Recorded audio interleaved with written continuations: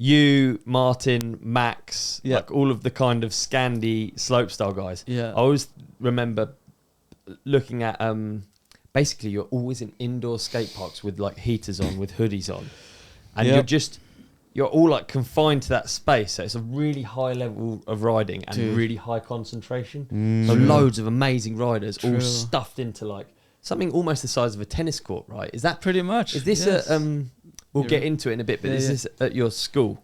Exactly. So further down the line, I went to that biking school as well. It's a biking school. Yeah, I guess it's a normal school, but with a sports program, and one of them programs happened to be biking. Yeah. And the first year I attended was the first year they started that program, so really lucky in timing. Swedish dialed, eh? I remember when I first heard about it's called the Gymnasium, right? Exactly. When I first heard about, I was living in America. I go on about this all the time. I'm not going to bore people, but it was, I first heard about, Swedish Gymnasium's coming over. Like, they basically study motocross, and I'm like, what? They do, like, motocross. Yeah. And then I guess, is that the same for bikes then? So you kind of... Yeah, pretty much. So I guess as any, like, sports program school, you just do normal school, but then also they set aside, like, a few hours a week for biking. Yeah. So that's like a couple of lessons of a week will just be biking. Exactly, like either biking or hitting the gym, learning about all the stuff around it. And who teaches you? Good question, yeah. You might know him. Tommy Johansson, downhill legend from Sweden. There you go. So this was your teacher. So you had like... boss. Mate, how cool is that? Dude, it's amazing. He's the man. So he used to go, like, another guy I have to owe big time for my whole career, I guess, because he was the one, like, getting this program on the road. Like, because he used to do it in a different school, like in a real shithole, sorry. And he was trying to get me to go there. I was like, I can't move to this place. There's no way. But then he set up the program in a different city, which was a bit more closer to Uppsala and just like a decent city, nice. I was like, yeah, this is the dream, please. I'll give it a go. Move away from home, just move away, like, away from the parents and stuff, and with some mates in an apartment, like at 16. Did you know you were good? Did it seem like there was a future in it, and did it seem serious when you went to the school? What age is that? So I guess it'd be 2010 I moved, and so I'd be 15 turning 16. Okay. And I definitely didn't really know that you can make money, but luckily Martin was already ahead of me, and he started by then already making money and, like, I guess turn it into a job, you know. So I guess it was on the cards, but I didn't really realize. So you knew you're good though, right? I knew I loved it. Yeah. Yeah. And I guess that was enough. And I guess social media started to, like, pop a little bit, so you kind of could see where people were at. And I was like, I guess I'm all right. Yeah. I got a couple of questions. I'm sure you might not. I don't know if you know. What sports make up a gymnasium? Like, how does biking become one? What's Very good question. Thank you. Valid. Validated. Yeah, I mean, at the school I went to, they had cross-country skiing, cross-country biking, 4-cross downhill, road biking, and then for the first year they tried slopestyle. And you can choose? Yeah. So I was in the same, like, class as all the other, like, biking disciplines, but I was the only slope guy, and Simon Johansson. Right. So we were the first, Killers. like I guess, what do you call it, test rabbits or whatever. It's the year guinea of pigs. This is the year of stees. Yeah, Simon brought the stees for sure. So excuse my ignorance. So different schools have different sports within their gymnasium. Is that how it works? No. So you had to travel to go to a biking one. No. So the same one would also have, like, ice hockey, football, right, and, like, swimming. Yeah, all of it. You had a pretty crazy alumni, didn't you? Yeah, for sure.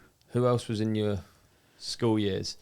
Paint a picture of, like, the school photo of the biking school photo. I mean, unfortunately, a lot of people I went to school with kind of fizzled out of riding. I think the only one people would know is Jenny Riswoods. Heard of her? Yeah, some people might have. So a current world champ. That's right. She just won world champs, didn't she? Yeah, true. That was super recent, wasn't it? Yeah. And I guess Olympian gold medal as well. 9 years ago. Yeah, just in the class, yeah.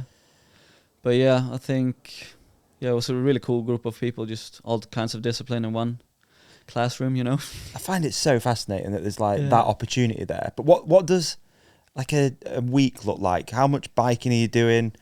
How do you separate? So do they go off and ride XC or? Yeah, totally. So I guess Tommy Johansson, Cross Tompa official on Instagram, the man. I guess he was second in the world downhill world. The world's 1994, I believe. Right. When I was born. Good with dates, dude. When I was born, dude. Wow. Yeah. In Colorado, I think. Oh, really? Yeah. That's funny. So he's like the legend. Swedish downhill legend. Oh, big time, man. He's the best downhill that's ever come out of Sweden, isn't he? Mate, thinking about it, I guess so, yeah. So yeah, back to your question. He was the one, like, so obviously he knew loads of biking. He had all the, like, you know, biking control and what you need to, and obviously he's a super smart guy, and he definitely been looking at Slopestyle and Martin, and good friend of Martin. And he'd been running actually going back way further, he's been running a Slopestyle camp actually, where I attended with Martin like 2 or 3 years prior to going to school. So I was super young, like learning my first backflip there. I was like 12 or 13. And it was just a lip and a mulch jump, and that was the like camp. And we went out like, because I remember he was super into like the physical thing and like just what do you call it, like optimize performance and stuff. Yeah. Just like waking up super early, do a morning walk up the mountain and go down, have some porridge, and then just send it on the mulch.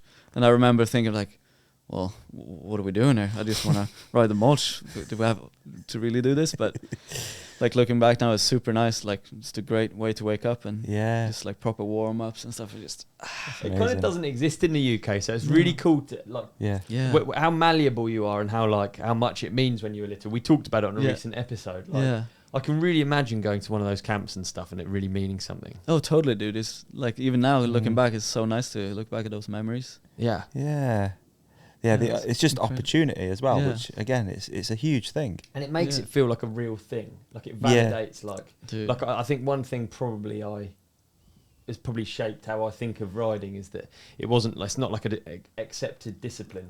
If it comes into school, it's an accepted discipline. It's a real sport. Yeah. Whereas over here, it always felt like it was like it's a fringe sport. It's a fringe no one sport, understands and it. It's not a cool. It wasn't even a cool one. So yeah. Like BMX at least was like had a cool image. True. Yeah. It's always like I do riding BMX. Yeah. No mountain bikes. And so if you love it, you have to like plow on. If you know what I mean. Yeah. You're not going to get any verification from any sort of official. No. You're not going to get it in schools. You're not going to get cool camps set up. Yeah. If you do get camps set up, they're going to be like weird ones. It's not official. Yeah. Yeah. But it's an amazing thing to think about. Yeah. But that's the reason I think I fell in love with it so deep, because going back to like childhood, like doing all the team sports. But then once I picked up the bike, I was like, oh, I can do this whenever I want and how much I want, and no one's gonna tell me how to do it and what to do. So I think that's the part where I really like fell in love with it. To just, no one's gonna tell me what to do. I just gotta make it up and just have fun with it. Do you know the other thing as well? You kind of, when you actually think about it and you break it down and you listen to what you say about your childhood, I guess it's like you can kind of see it in the Scandinavian like slopestyle riders. Their approach is sort of more like, it's not like punk or like you're all dialed, like professional, dialed, clean. Like they take it seriously. You're like training. You got like Max, for instance. Max is like so dialed. Training way before people were talking about training. You know, like I know it's more like it's a really serious sport. It's getting serious, but back then for sure back then he was just like he was training and like it paid off, didn't it? It's definitely, dude. He has some serious longevity to his career. Yeah. But thanks for the compliment. And I think like you're saying, like, and a lot of us just I think spend a lot of time in the skate park, BMX track, this and that, just gain that bike control to start with before we went on to doing tricks. So you go to a class. Yep. Oh yeah, right. I guess I'd never really answered the question you were asking in the beginning. So I can't remember what the question was, but like you're saying like the school. What's it like? Yeah, so normal school, and then maybe every other day we had 2 hours set off to do riding or gym. Okay. Yeah. And what does that riding look like? Like, as in, are you getting coached? Are you, because you're still learning, like you're trying to progress. Yeah. So is someone walking you through that almost? Well, I think that's also the cool bit about it. So we had Tommy there, Tompa, the coach, and he was basically setting up the the practice sessions. But then also, since it's just such a freestyle sport, you just gotta do what you want to do, really. But then we had some drills where you, I guess, just Bar to spin. kind of sometimes, but more so like bike control related. Just work on the BMX track doing this, like fastest lap, 5 laps in a row, and for endurance, and then do a trick. And then I guess So it is like a lesson still. Yeah. And then I guess everyone's at different progression stages, so you work on what you want to do, and if you need some tips, I'll try to help out. So everyone's steezy in Scandinavia as well. So like, is there like a lot of steez people. lesson? Is there like do you get like imagine that like the guy with the goofy style gets so bullied at school? Have you seen his James? Oh, Whack. you just get like bad style like bullied out of you. maybe that was in the curriculum. Yeah. Exactly. I can't believe you know the word curriculum. Yeah, I don't think I've ever used that, but yeah, somehow came to my mind. That's good. Oh wow. Are you aware that it's a unique thing? If that makes it, like, you've grown up with it, it was a thing that you got offered. Yeah, but I mean, yeah, like I've heard you guys or a lot of podcasts talk about this when we mentioned the biking gymnasium, and it's like from that, like I've definitely noticed it's a really, people are like, really, really not common thing. So yeah, I'm super lucky to have that. I think growing up here, it was definitely not, like you said, it's hard to even explain it because it's not even a thing that you'd consider that it'd be part of a lesson, or you'd have any type of support from anything other than your parents. Yeah, true. So to get a school support and government support, or however it works, is just mind blowing to me. I wonder if there is anywhere else in the world that does it. I'm really not sure. Yeah, just seems sure. Little Anton, would you have done it without it? I would have probably kept going. Yeah, but going back to the biking was super cool to see. Like from what I mentioned, just me and Simon starting there year 1, and now there's so many kids there. It's so sick to see how it's grow over the years. Right. I was going to ask you that. Yeah. I guess like.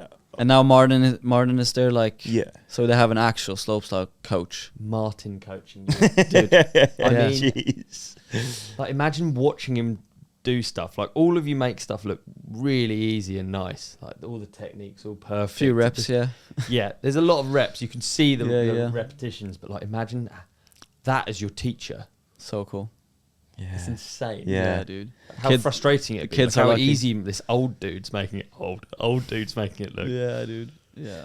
Okay. Okay. Hey, man, what an episode that was. You did amazing in it. And so did you. You shone like a star. You shone like a moon. Can we also put something up here that you can click on for the next episode? How about we put a subscribe up there in the middle? Yeah, I love We're going to put a video we think that our lovely companionship will love on your face. On my face? Yeah. And so on you can't see me now?